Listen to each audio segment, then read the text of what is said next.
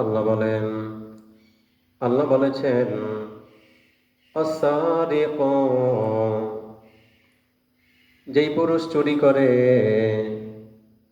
আস-সারিকাতু, যেই নারী চুরি করে। আল্লাহ বলেছেন সূরা আল মাইদার ভিতরে, সূরা আল মাইদা ৩৮ নম্বর আয়াতে কারিমা, আস-সারিকু, যেই পুরুষ চুরি করে তার হাত কাটিয়া দাও। এটা আল্লাহর আইন, এটা আল্লাহর হুকুম। আস-সারিকাতু, যেই নারী চুরি করে, আল্লাহ বলেছেন ওই নারীর হাত কাটিয়া দাও। ফাকতাউ, তোমরা কাটিয়া দাও, আইদিয়াহুমা, তাহাদের হাত। এটা আল্লাহ বলেছেন। কে বলেছেন? আল্লাহ বলেছেন ফাকতাউ, তোমরা কাটিয়া দাও, আইদিয়াহুমা, তাহাদের হাত। জাযাম বিমা কাসাবা, তাহাদের কৃতকর্মের সাজা হিসাবে। কেন ওই পুরুষ চুরি করলো, কেন ওই নারী চুরি করলো?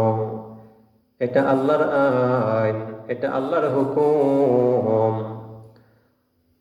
কোরআন শরীফ সূরা আল মাইদা ৩৮ নম্বর আয়াতে কারিমায় আল্লাহ বলেছেন ৬৬৬৬ আয়াতের ভিতরে আয়াতে কারিমা, আস-সারিকু, যেই পুরুষ চুরি করে, আস-সারিকাতু, যেই নারী চুরি করে, ওই পুরুষের হাত, ওই নারীর হাত তোমরা কাটিয়ে দাও। কাটবে কে? বিচার বিভাগ, বিচার ব্যবস্থা। যিনি দেশের প্রধান, যিনি মাতাব্বর, যিনি এমপি, মন্ত্রী, ব্যারিস্টার, যিনি দেশের সরকার, তাহারাই তো কলমের খোঁচা দিয়া চুরি করে। কোটি কোটি টাকা কলমের খোঁচা দিয়া মারিয়া দেয়। বাংলাদেশে চুরি যিনি করে, বিচার করবে কে? যিনি বিচার করবেন তিনি তো চোর, যিনি বিচার করবেন তিনি চোর। এটা আল্লাহর আইন, আল্লাহর হুকুম। ফাকদাউ আইদিয়াহুমা, তাহাদের হাত কর্তন করে দাও, কাটিয়া দাও। কেন তারা চুরি করলো? চোরের বিচার না হওয়ার কারণে, চোরের বিচার সমাজে, দেশে, রাষ্ট্রীয় পর্যায়ে, আইন আদালতে চোরের বিচার না হওয়ার কারণে মানুষের বাড়িতে ডাকাতি হয়, মানুষের বাড়িতে চুরি হয়, ব্যাংকে ডাকাতি হয়, অফিস আদালতে ডাকাতি হয়, চুরি হয়। যদি বিচারগুলো ঠিক মতন আল্লাহর আইন মতন করত, তাহলে আর কোনোদিন চুরি ডাকাতি হইত না, কখনো চুরি ডাকাতি হইত না। কারণ আমরা চোর, যিনি বিচার করবেন, যিনি বিচার বিভাগের প্রধান, তিনি তো কলমের খোঁচা দিয়া চুরি করেন। আল্লাহ বলেছেন আস-সারিকু, যেই পুরুষ চুরি করে, আস-সারিকাতু, যেই নারী চুরি করে, ফাকতাউ, তোমরা কাটিয়ে দাও, আইদিয়াহুমা, তাহাদের হাত। জাযাম, আল্লাহ বললেন তাদের কৃতকর্মের সাজা হিসাবে। সেখানে চুরি করলো, এটা তাহার সাজা। নাকালান, শাস্তি স্বরূপ মিনাল্লাহি, আল্লাহর পক্ষ হইতে।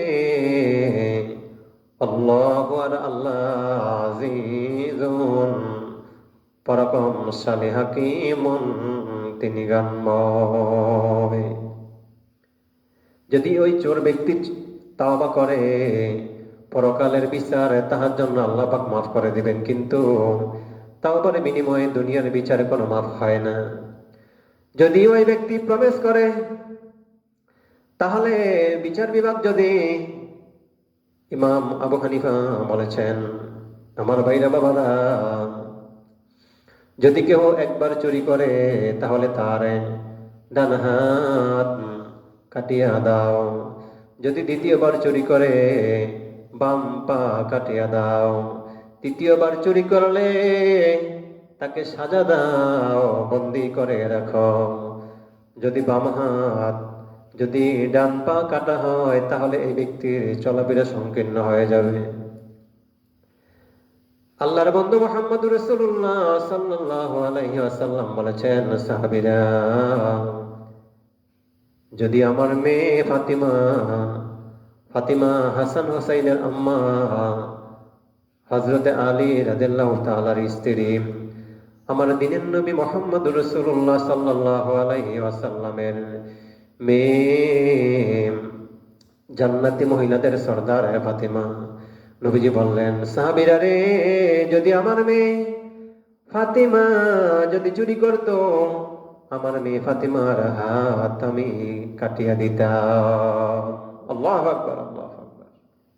এবার দেখেন, আমার দিনের নবী মুহাম্মদ রাসূলুল্লাহ সাল্লাল্লাহু আলাইহি সাল্লাম যদি দিনের নবীর মেয়ে ফাতিমা চুরি করলে তার হাত কাটিয়া দিতেন।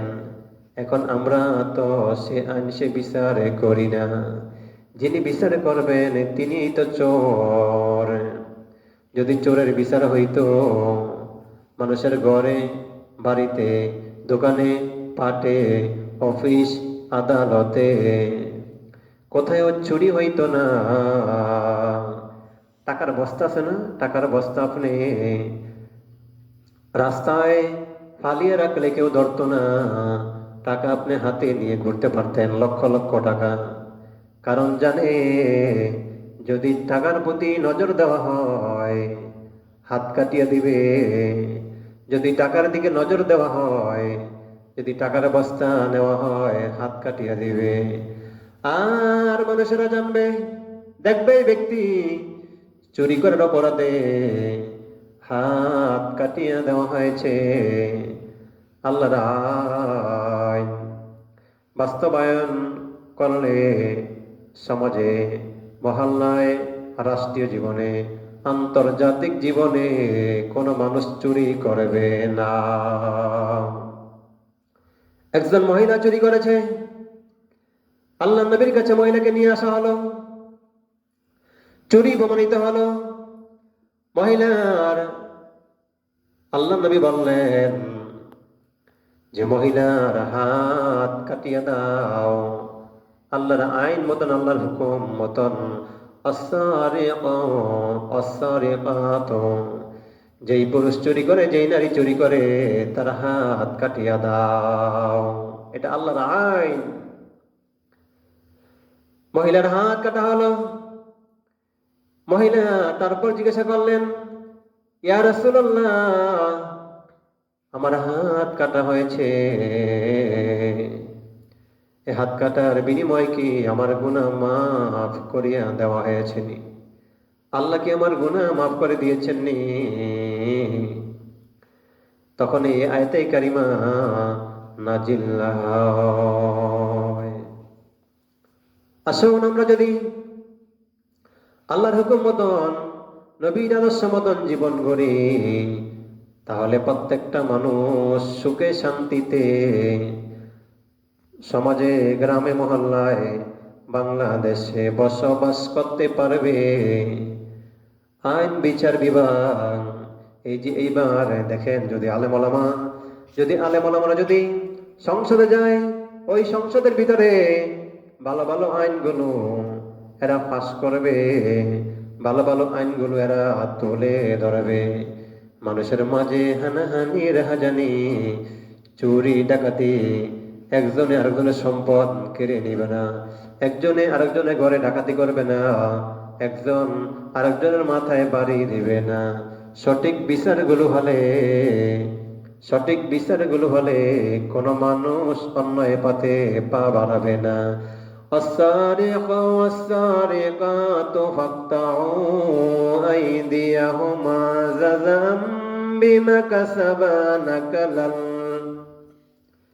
نكلا من الله ইত্তাকুল্লাহ। আল্লাহকে ভয় করতে হবে। আল্লাহকে ভয় করলে কোনো মানুষ চুরি ডাকাতি যেন ব্যভিচার করতে পারবে না।